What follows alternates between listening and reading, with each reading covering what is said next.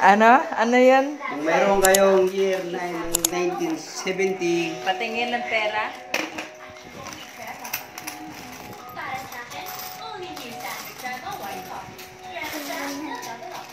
Anong year? Baliktad po. 1974 yung isa. Kaparehas itong 1974. Yung isa, 1972. So guys, hindi pa kayo buhay nito. Ito yung baon namin. Daming pera, old coins. Ito yung yan. baon namin nung elementary kami. Grade 6. Oh. Yung grade 1 ako, Oh, ano? kasama yung gisintimos. Nung grade 1 ako, ito lang yung baon ko, 10 centavos. Kalahating Nutriban kay ma'am, tapos tawid sa bakod, 5 centavos na ice cream kay Tata Islaw, palaman. Ano pa yung may pagmamalaki mong old coins dyan? 10 pesos. Ito, 5 centavos, pamato doon pagka nagkaano kami. Patingin ng 5 centavos mo. Ito siya. Mga ano siya, year 1972. 1974. 1964 pala. 1964. Kaya ito, tinatago ko mula nung elementary ako hanggang sa pinawala ito.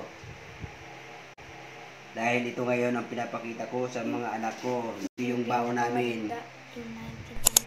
Sa panahon namin, pagka nakawala ka ng ganito, mamatay-matay ka na sa palo. Pag nawalan ka ng ganito at So, anong gagawin mo dyan? pag inutusan ka nung araw ng tatay mo bumili ng at nawala mo yung 10 centavos, mamatay-matay ka na sa palo, wala pa nung tulpo. Tapos, anong gagawin mo dyan sa mga coin collection mo? Ibibenta mo ba yan? Itatago ko to kasi iniipon ko ng marami to na para ito yung pangarap ko na pag nilibing ako, ito yung itabon sa akin. Ano, itatapon o itatago? Itatapon. Itatapon. Ito yung pabaon sa libingan. Eh, di pag-aagawan yan. Kasi, pagkakapirahan din yan eh. Kaya hindi nawala. Napakahalaga nito. Pagka nakikita ko to, naaalala ko nung bata pa ako. Mm. Kaya sa ngayon, parang naaalala ko yung kabataan ko pag nakikita ko yung mga pera na to. Papamana daw niya yan sa bunso namin. Yeah. Kahit yung Si pera Jason. ngayon, iniingatan ko to, kompleto to. Mula piso hanggang 5 centavos, meron akong itinago. Dahil pagka wala akong ginagawa, minsan tinitignan ko, nakakalungkot din isipin. Pagka naaalala mo nung kapanahonan mo yung pera mga ganito, na ngayon wala nang halaga. Dahil pag binigay mo ito sa, yung halaga ng pera ngayon, na ganitong 10 centavos, binigay mo sa manlilimot, mamurahin ka pa. Jason, sabi ng papa mo sa'yo daw yan ipapamana. Anong gagawin mo yan pag pinamana na niya? Linisin nga pag madumi. Linisin. Tapos, Ito, marami ito. hindi mo ibebenta pag Hindi. pagtanda mo? Ha? Kaya ito hindi ko tinatapon hanggang ngayon. Ang dami ko nang narating na lugar, lagi lang ito nakalagay sa bag ko. Mahihiwalay lang ito sa akin pag mamatay na ako.